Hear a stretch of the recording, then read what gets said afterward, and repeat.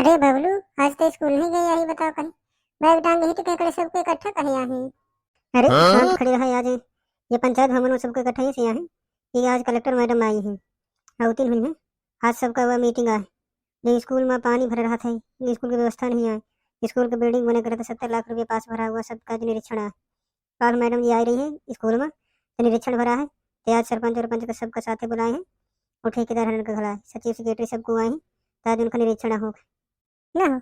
ऐसे है, आज निरीक्षण हो फिर सबको यहीं भीड़ लगाई खड़ी। अच्छा हो, आज निरीक्षण हो है। स्कूल तो मन भाई नहीं भी आए, निरीक्षण कौन बात का होती होगा। सबको शांत रहा, अगर कार्रवाई शुरू होगी सबको आगे हमारा दिखते नहीं है। शांत रहा, शांत रहा, शांत रहा। नमस्कार मैडम जी। नमस्कार नमस्कार, बैठिए सब कोई। आप खड़े क्यों, बैठिए बैठिए। आप सब लोगों को पता है कि हम किस लिए इस मीटिंग और निरीक्षण के लिए हम आए हुए हैं? कोई बता सकता है किस लिए आए? मैडम जी ये कुछ ना बोली है, ये चोर चोर से मौसेरे भाई हैं, ये सब का बोली है। हमसे पूछे का परेशानी तो हमें आई थी, हम मुंह दिखावत बैठे हैं क्यों आया। देखिए आप, जैसे कि गांव वालों को भी पता है कि कितने बच्चे पढ़ते हैं, क्या दिक्कतें हैं, लेकिन आप में से सभी पदाधिकारी हैं, तो आप में से किसी ने भी सूचना नहीं, ना कंप्लेन किया है कि हमारे सिस्टम में क्या दिक्कत है। हमारे जो कार्य पालन कर रहे हैं वो कितनी अच्छी तरीके से कर रहे हैं। किसी ने कभी कोई कंप्लेन नहीं किया। गांव वाले केवल कंप्लेन आते रहे, जिसकी वजह से हमको कल भी आई थी, आज भी आई। सही बताइए, कल के निरीक्षण में स्कूल में मेरे कितने बच्चे मिले थे? 2 मिले थे मैडम जी। भोले प्रसाद ने बताया कि 2 बच्चे उपस्थित थे, बाकी सब अनुपस्थित थे। फिर प्रिंसिपल से पूछा गया कि बच्चे क्यों नहीं आते, तो उन्होंने बोला कि गांव में बारात हो, वो वहाँ बारात चले गए होंगे। तो 498 बच्चे अगर बारात पर जाते हैं तो क्या हाल होगा उनके भविष्य का। उनके भविष्य के साथ पूरी तरह खिलवाड़ हो रहा है। तो इसमें मैडम जी अगर बच्चे स्कूल नहीं आते हैं तो प्रिंसिपल और हम सब लोगों का दोष क्या है? श्रीमान, आप अपना शुभ नाम व्यक्त करने या बताना चाहेंगे हमें? रामलाल पटेल नाम है मैम हमारा। ओ, तो आप ही हैं कंट्रैक्टर जिन्हें अब टेंडर मिला हुआ है स्कूल बनाने का। 70 लाख रुपए आप ही ने पास करवाया था। 2 मिनट वेट करिए, आप आपसे हम बात करना चाहेंगे कुछ देर से। मास्टर लोगों को कुछ पता रहता नहीं है। अगर नेताजी की रैली निकाल आए ना, तो ये सबसे पहले मास्टर लोग हमारे इस स्कूल के सबसे पहले नेताजी की रैली पर शामिल होने के लिए पहुंच जाएंगे। जिस स्कूल की छत टपक रही हो तो वहाँ के बच्चों के साथ कैसे सपने सूखेंगे, उनके साथ क्या पढ़ाई होती होगी। वहाँ ना तो साफ सफाई है, हाल में पूरी तरह से कचरा पड़ा हुआ था। ऑफिस, अरे क्लासेस का तो छोड़िए, ऑफिस में जंग लगी हुई है, अलमारी पड़ी हुई। ठीक, वहाँ बैठने की कुछ व्यवस्था नहीं, पंखे तक चेंज नहीं करवाए गए, कलर चेंज नहीं करवाए गए, दीवारें दरारें पड़ गई, उसके लिए कोई सुविधा नहीं। और मैं मानती हूँ कि चलिए बच्चे नहीं आते हैं, तो 498 बच्चे अनुपस्थित रहते हैं, जिनका मध्याह्न भोजन बनता है 2 लोगों का। तो बाकी का अनाज का कोई रिकवर नहीं, उसकी कोई सूचना नहीं दिया जाता है ऊपर कि हमारे स्कूल में क्या हालात है। बस अपने टाइम पास करने और पैसा किसी प्रकार से सरकार से निकालने की फिराक में सभी लोग रह जाते हैं। तो मैडम जी ये तो स्कूल की समस्याएं हैं, तो आप यहाँ पंचायत पर ये सारी मीटिंग किस बात के लिए? 1 मिनट सरपंच साहब, आपका भी इंक्वायरी है, आपका भी कंप्लेन आया है, आप थोड़ा सब्र करिए, आप तक हम पहुंचने ही वाले। थोड़े स्कूल वालों की रिकवरी और निरीक्षण तो कर लें हम। सर जी अब का हुई, कल तो सस्पेंशन कराया या तो लेटर मिला याद हो तुम्हारा। हमारे घर कहे का भाई, तुम्हारा भाई अपने प्रिंसिपल साहब को हलाया भाई है। आपस में बातचीत हो रही है, शांत रहिए। कलेक्टर मैम वहाँ से आई थी, आपकी बकवास सुनने के लिए नहीं आई, शांत रहिए आप। मनोहर जी, आपने सस्पेंशन लेटर बना के लाए हैं, यहाँ के प्रिंसिपल को सस्पेंड करिए और उनकी रिकवरी के लिए वहाँ पूरी कार्रवाई शुरू कर दीजिए। जी मैम, जैसा आपने बोला था मैं वैसा ही किया हूँ। तो सरपंच साहब आप ये बताइए, आप अभी तो बोल रहे थे कि यहाँ पंचायत भवन में क्यों, किस बात की निरीक्षण है? तो आप ये बताइए कि जो मेन रोड से यहाँ सड़क आती है वो कच्ची क्यों, और कच्ची है भी तो इसकी जानकारी ऊपर दी गई है कि नहीं दी गई? अभी तक तो हमारे पास कोई जानकारी नहीं आई है, ना तो पीडब्ल्यूडी विभाग में आई है, ना तो कहीं कुछ खबर है। आप इसके बारे में कुछ कहेंगे? अरे मैडम जी वो बनवाने वाले ही थे तो हो गया, अभी कुछ बारिश के चक्कर में लेट हो गया था। जी मैम, बात ऐसी है कि हमने तो सिर्फ प्रशासनिक प्रक्रिया निभाई थी, प्रस्ताव पास करने के ठेकेदार को सौंप दिया गया था। अब रोड का मसला तो ठेकेदार के पास ही है, यही है जो रामलाल पटेल जी है, इन्हीं के पास है सारा, वो उसी का कार्यभार। तो सरपंच साहब आपके कहने का मतलब है कि आप बनवाने वाले थे, लेकिन हमने देखा कि आपका घर तो पूरा तरह से बना हुआ, जबकि आप चुनाव से पहले आपका कच्चा मकान था, आपने उसमें विलम्ब नहीं किया। फिर ये बस्ती वालों के साथ और गाँव वालों के साथ इतना दुर्व्यवहार क्यों?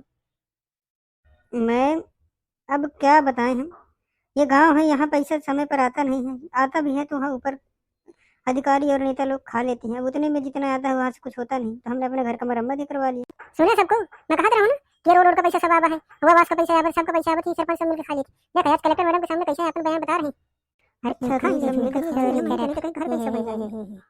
आपने ठेकेदार को सौंपा है कि कार्यभार उनके पास है कि भ्रष्टाचार को सौंप दिया?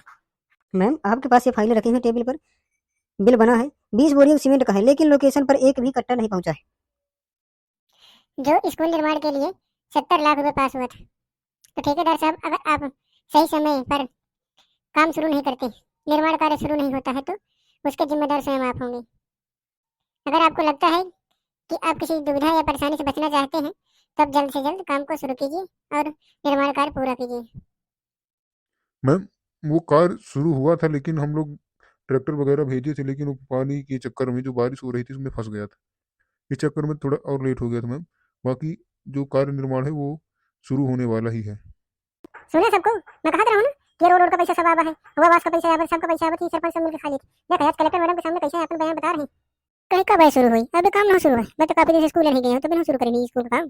अरे ये भी शुरू कई दे है तो हम काम है ना पूरा हो जाए हैं। वो घर द्वार बनत है, सब अपन घर द्वार बनावे में लगे हैं, 4 व्हीलर खरीद लिए हैं।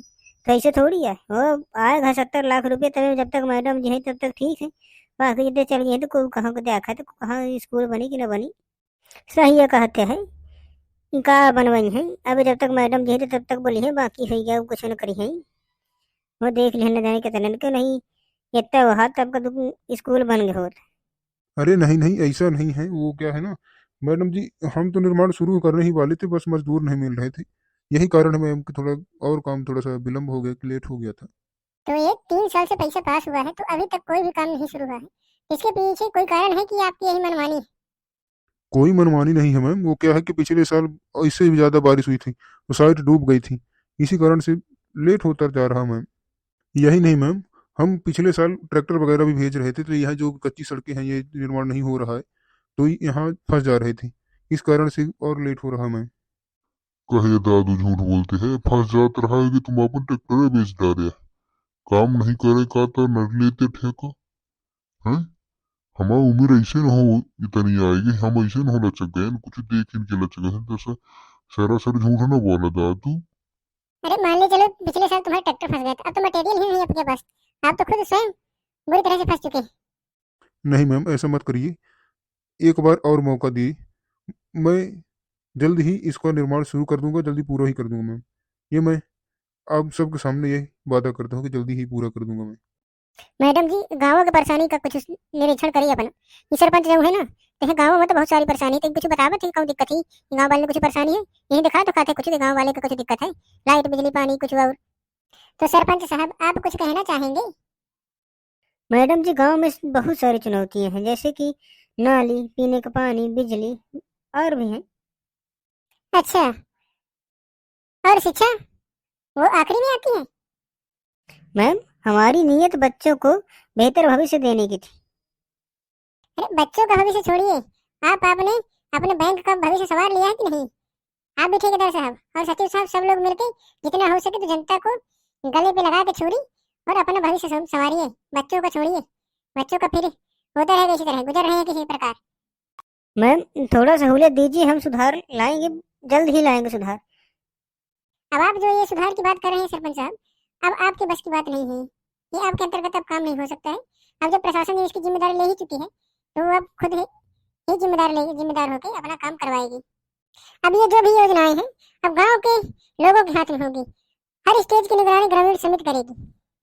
तो मैम हमारा जो कॉन्ट्रैक्टर मिला था हमको, जो पैसा पास हुआ था उसका? अब आप सब लोग उसकी चिंता मत करिए, हम आपको नोटिस जारी कर देंगे, आप अपना पैसा पूरा रिफंड करिएगा। जबकि कोई काम नहीं हुआ है तो उसका पैसा आप नहीं देंगे। अब अपना जितना ये पैसा मिला सारा रिफंड करिए और उसके बाद हम अपना कार्य किसी प्रकार से प्रगति पर लाएंगे और कार्य को संपन्न करेंगे। अब लागत है हमारे स्कूल अंदर की ईमानदारी से बंदी का है। कलेक्टर मैडम काल आ रही, आज आ रही, गंभीर मामला लागत है हमें कुछ। मैडम जी अपना निरीक्षण खातिर अपना है स्वयं अपना स्वयं का अधिकारी लगाई, हम बाकी हैं। अब हम चुप ना रहे, बच्चों के हक के लाने जब हमसे हुई तब करब। अब हमारा एकदम पूरा सिद्धांत बना लिया है कि अब हम स्कूल का निर्माण करवा के रहे जा करे पड़े, मजदूरी करे पड़े भले, लेकिन अब हम देख लिए ना अपने गांव के स्कूल की हालत, लेकिन हम अपना अब अपन काम करवाओगे। हाँ हम हूँ साथ में, हम हैं साथ में। चलो कैसा हो जाए जैसा, अब काम करेगा तो करेगा। अब स्कूल बनवावे तो बनवावे महू हूँ। अब हमारे स्कूल में कुर्सी किताब और सब मिली अब लागत है। अब हमको पढ़े में निकला कि हम सरकारी स्कूल में पढ़ब अच्छे से पढ़, प्राइवेट कैसे स्कूल का मैडम जी कही हंसाई अंदर की। हाँ बच्चा, इस बार तुम्हारे स्कूल में सारी सुविधाएं उपलब्ध होंगी, आप देखते जाइए बस। सारी सुविधाएं प्राइवेट से ज्यादा अच्छी सुविधाएं मिलती हैं। सरकार की योजनाएं आती हैं अच्छी अच्छी, लेकिन यहाँ इसी तरह भ्रष्ट कर्मचारी और सभी लोग मिलकर तुम बच्चों का अधिकार छीन लेते हैं। अब मैं तब तक शांत नहीं बैठूंगी जब तक कि इस गांव का भविष्य संवर नहीं जाता है। सारी सुविधाएं आप तक पहुंचाई जाएंगी, वो भी ईमानदारी से।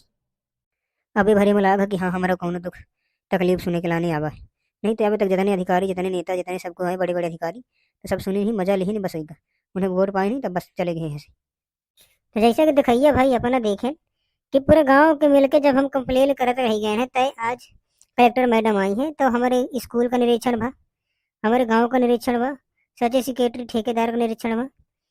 इससे यह साबित हुआ था कि जब तक तुम अपने बच्चन के भविष्य के लाने आगे न खड़े हुई है तब तक कोई सुने वाला नहीं है। तो अगर तुम्हारे आसपास कहाँ वैसा स्थिति है जहाँ दयनीय है तो सब सब इकट्ठे हो और जाऊँ कुछ भी हो तो आगे शिकायत करा और वहाँ निराकरण जल्द से जल्द पावा। नहीं तो सरकार चाहती कि सबको अनपढ़ रहे हमें, नहीं तो अधिकारी चाहते कि हम अच्छे पोस्ट में बैठ गए तो पैसा खाई बस।